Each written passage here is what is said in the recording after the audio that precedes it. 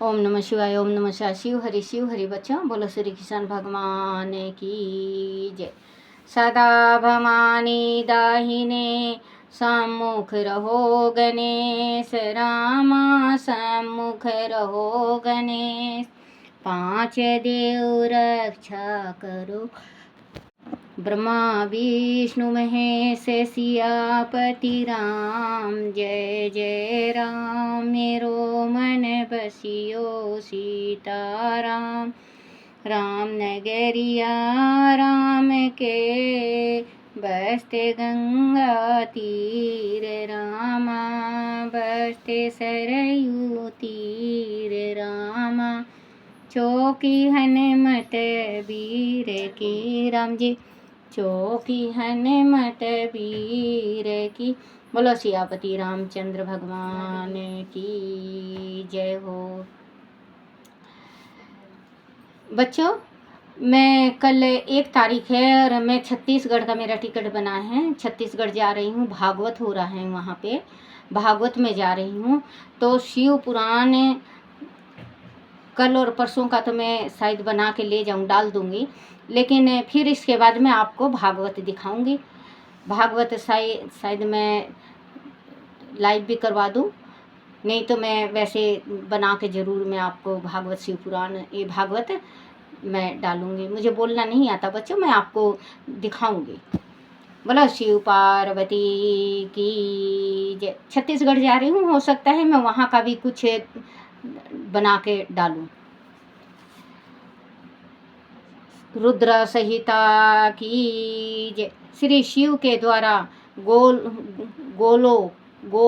गोलोक धाम में श्री विष्णु का गोपेश्वर के पद पर अभिषेक तथा उसके प्रति प्राण प्रणाम का प्रसंग सुनकर श्री राम का सती के मन का संदेह दूर करने का सती का शिव के द्वारा मानसिक त्याग।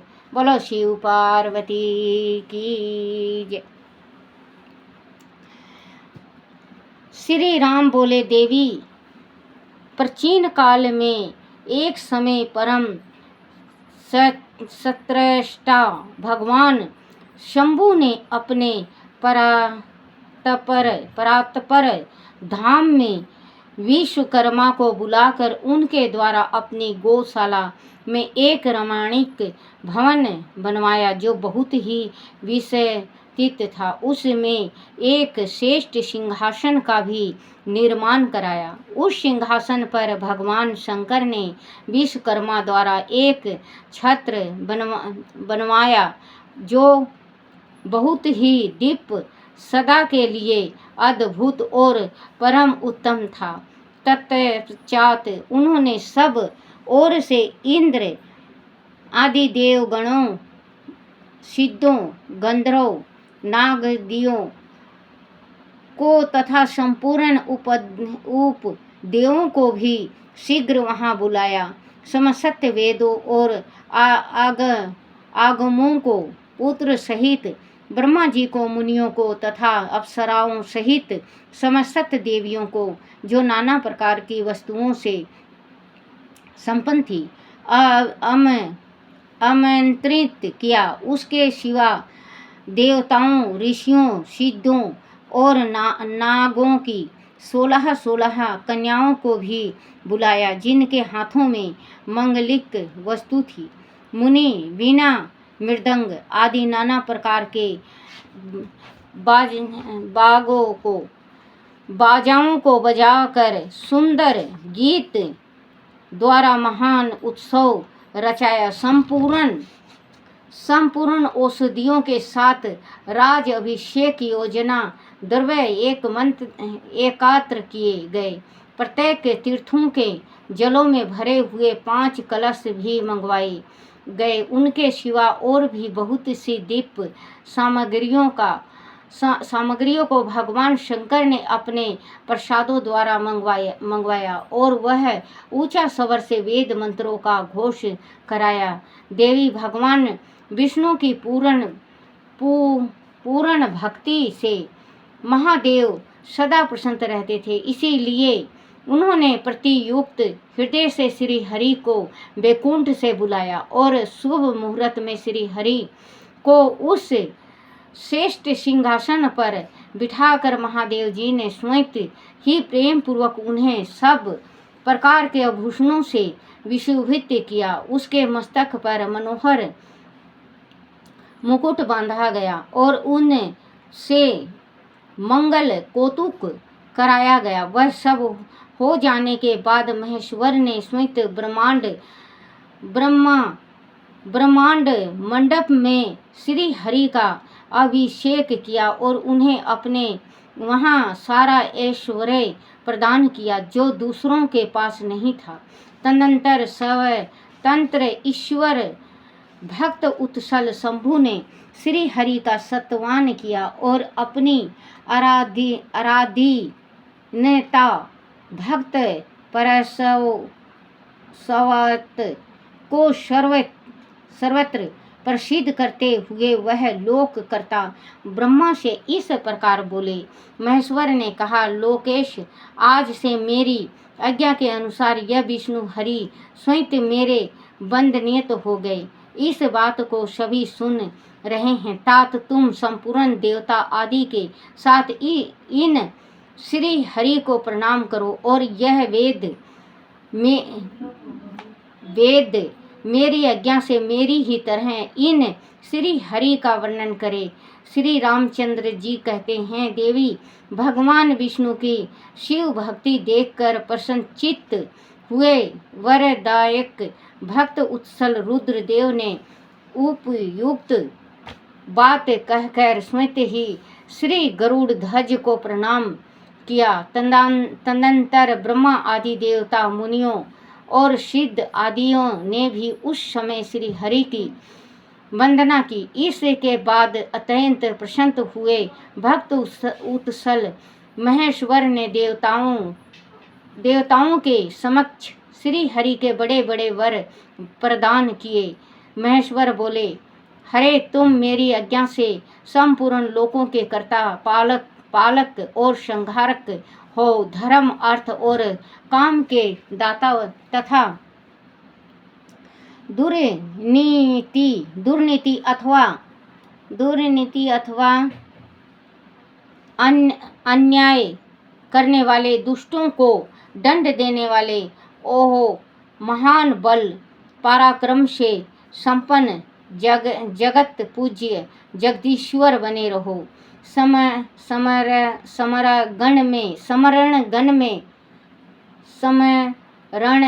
में तुम कहीं भी जीते नहीं जा सकोगे,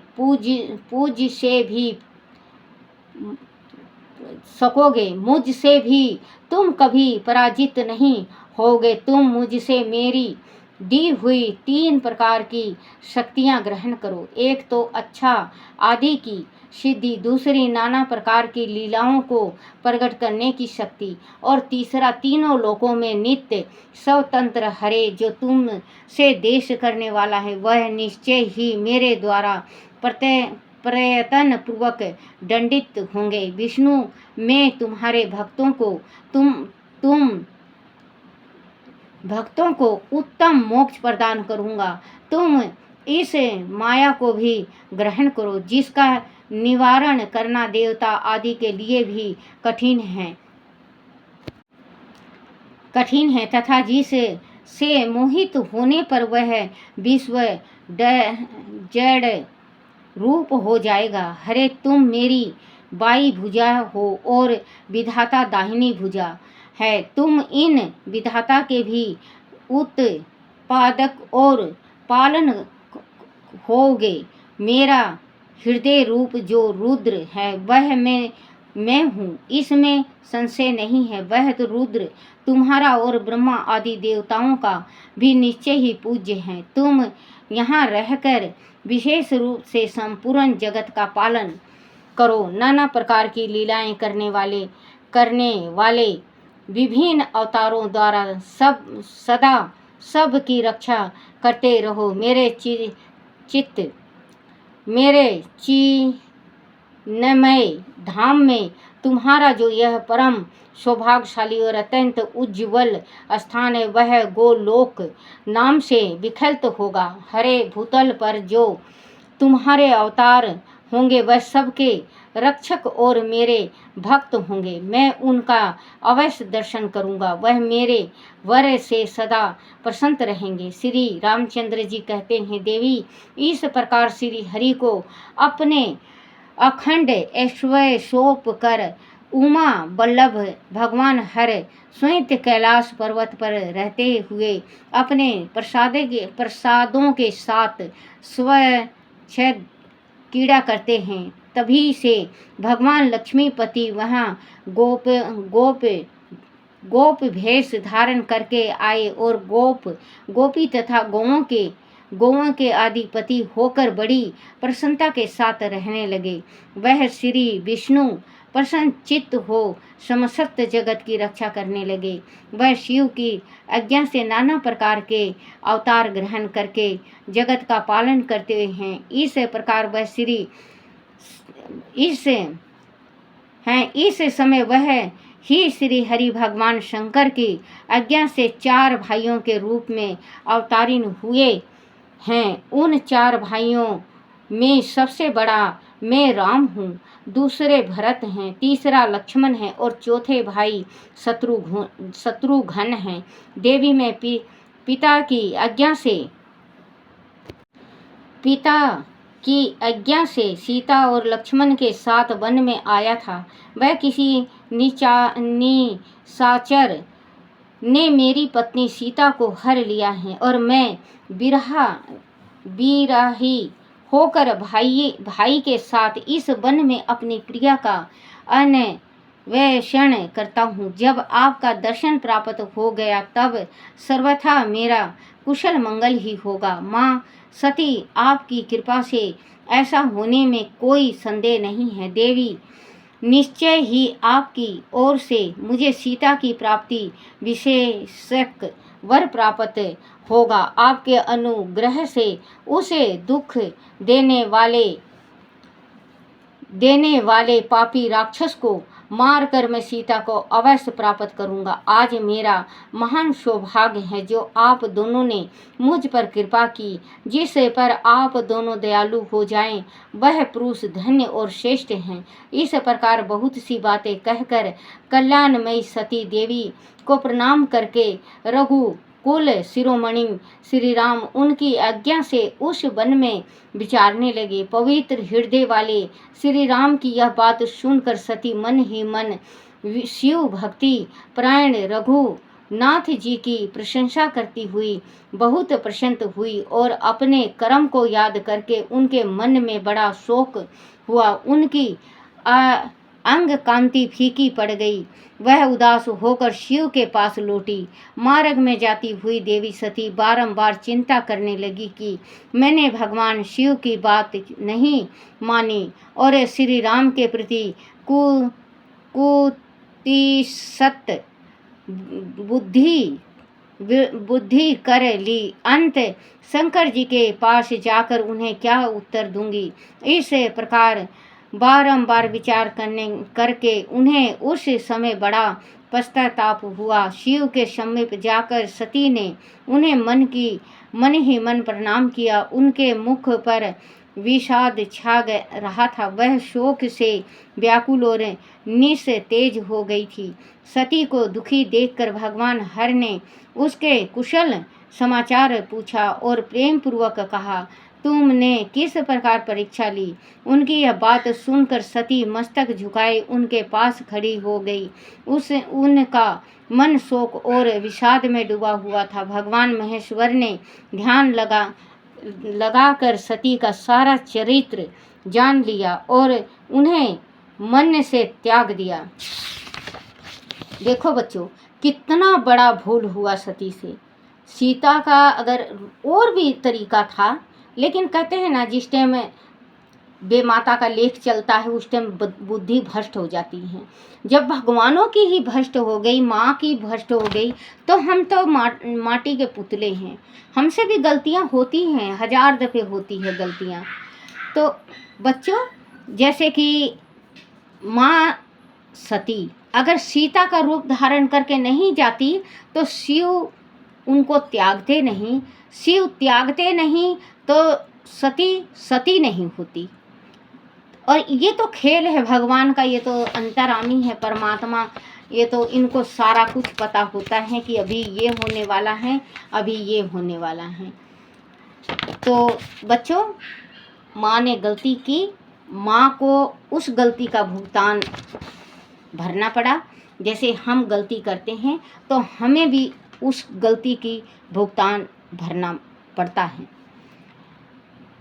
वेद धर्म का प्रतिपालन करने वाले महेश्वर शिव और अपनी पहल की हुई प्रतिज्ञा को नष्ट नहीं होने दिया। सती का मन से त्याग करके वह अपने निवास भूत कैलाश पर्वत पर चले गए। मार्ग में महेश्वर और सती को तुम सुनते हुए चले गए। मार्ग में महेश्वर और सती को सुनाते हुए आकाशवाणी बोली, महेश्वर तुम धन हो और तुम्हारी यह प्रतिज्ञा भी धन है। तीनों लोकों में तुम्हारे जैसा महायोगी और महाप्रभु दूसरा कोई नहीं है। वह आकाशवाणी सुनकर देवी सती की कांति फीकी पड़ गई। उन्होंने भगवान शिव से पूछा, नाथ मेरे परमेश्वर, आपने कौन सी प्रतिज्ञा की है, बताइए। सती के इस प्रकार पूछने पर भी उनका हित चाहने वाले प्रभु ने पहले अपने विवाह के विषय में भगवान विष्णु के सामने जो प्रतिज्ञा की थी उसे नहीं बताया। मुनि, उस समय सती ने अपने प्राण वल्लभ पति भगवान शिव का ध्यान करके उस समस्या कारणों को जान लिया जिससे उनके प्रियतम ने उन्हें त्याग दिया था। शिव ने मेरा त्याग कर दिया। इस बात को जानकर दक्ष कन्या सती शीघ्र ही अत्यंत शोक में डूब गई और बारंबार सकने लगी। सती के मनोभाव को जानकर शिव ने उनके लिए जो प्रतिज्ञा की थी। बच्चों, सती भी बहुत, क्योंकि देवी थी सती भी, उन्होंने इसने शंकर भगवान ने नहीं बताया तो सती योग माया के ध्यान से अपना देख ली कि शिव जी ने मुझे त्याग दिया। वो घबरा गई, बहुत तड़पी, वो सिसकने लगी, रोने लगी। जानकर शिव ने उनके लिए जो प्रतिज्ञा की थी उसे गुप्त ही रखा और वह दूसरी बहुत सी कथाएं कहने लगे। नाना प्रकार की कथाएं कहते हुए वह सती के साथ कैलाश पर जा पहुँचे और श्रेष्ठ आसन पर शीतल हो चित्त वृत्तियों के निरोध पूर्वक समाधि लगा अपने स्वरूप का ध्यान करने लगे। सती मन में अत्यंत विषाद ले अपने उस धाम में रहने लगी। मुनि शिव और शिवा के उस चरित्र को कोई नहीं जानता था। महामुनि स्वेच्छ से शरीर धारण करके लोक लीला का अनुसरण करने वाली उन दोनों प्रभुओं का इस प्रकार वह रहते हुए दीर्घ काल व्यतीत हो गए।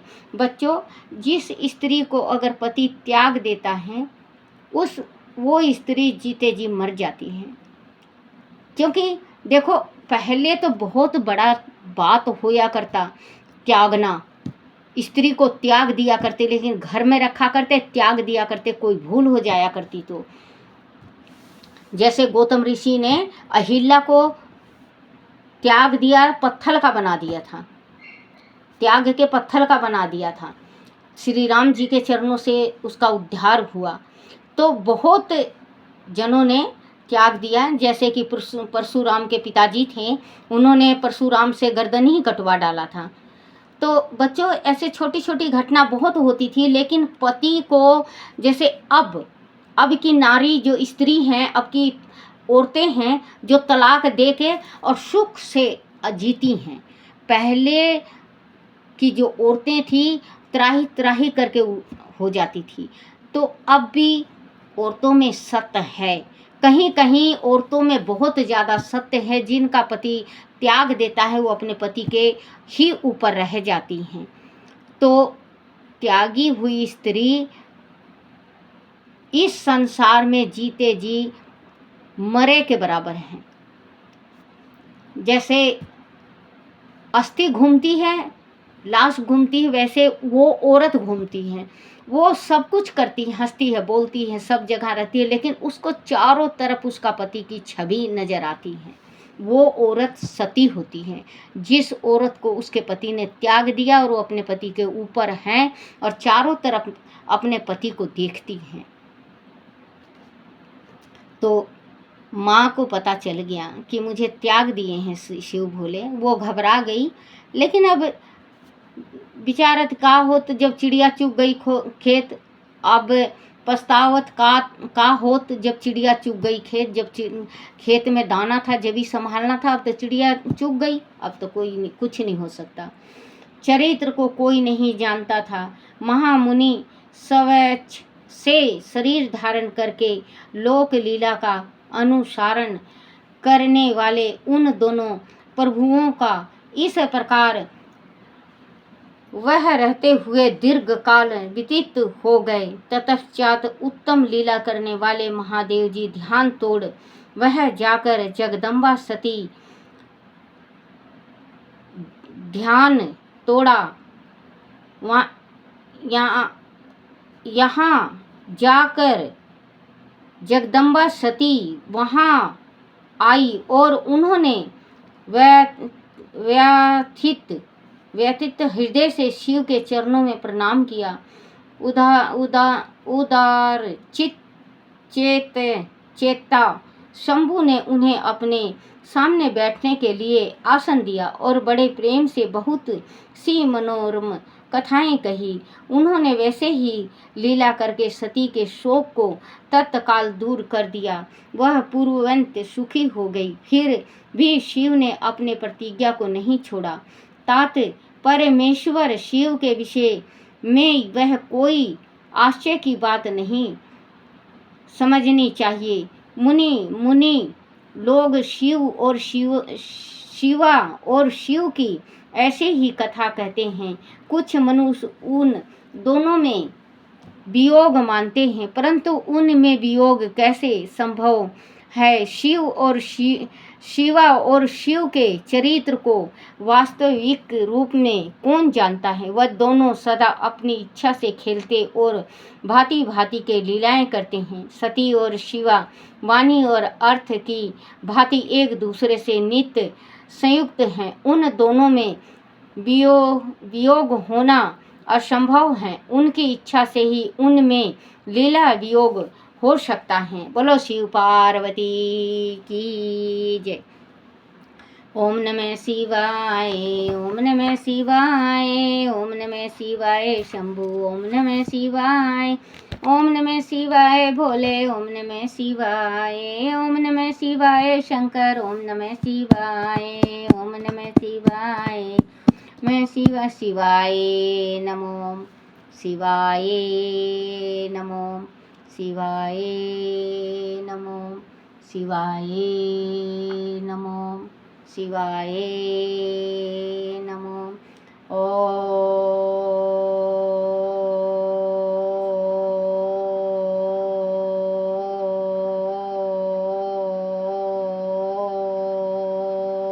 नमः शिवाय।